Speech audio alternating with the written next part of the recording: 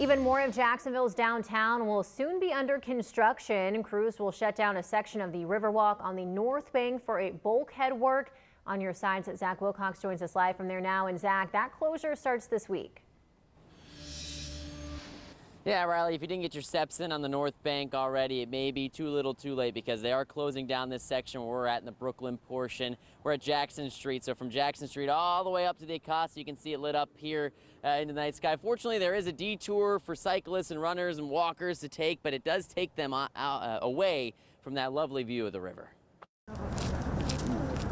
This is probably our most enjoyable route to where we end at. John Taylor says he and his group of runners frequently find their way to the Northbank Riverwalk to take in one of his favorite views of the city while getting their steps in. It's kind of motivational, kind of gets you a little, extra push, kind of feel the breeze. He'll have to look for that push elsewhere for a while, as the Brooklyn portion of the Riverwalk is getting shut down while the city puts in a new bulkhead. What you got right now is something that has had a life expectancy typically on the order of between 40 and 70 years. When you get to 70 years, it's really starting to deteriorate rather rapidly. Lake Ray, who designed the bulkheads around Everbank Stadium and the Dames Point Bridge, says the bulkheads along the North Bank need to be replaced to help protect the soil behind them.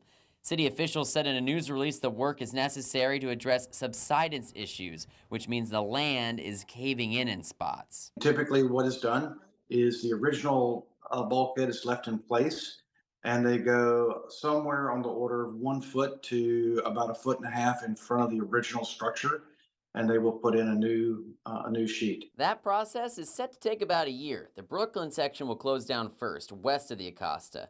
Then the Riverwalk on the east side of the Acosta running to the Main Street Bridge will shut down this fall. Both sections are set to reopen in fall of 2025. So hopefully Taylor will be able to get back to running alongside his favorite view then. It's going to be a pretty bummer for a lot of us going through these routes. So this portion west of the Acosta, it's going to be closing down starting this week. That other portion, like I said in the story there, in the fall. And in the press release, the city officials pointed out that it will not impact anybody driving in this area at the base of the Acosta Bridge and toward the Main Street Bridge, just folks who want to take in the view from the Riverwalk. On the North Bank, Zach Wilcox, First Coast News, on your side. Thank you, Zach. And for a full breakdown of all the construction happening on the North Bank over the next couple of years, just read this story on firstcoastnews.com or over on the First Coast News app.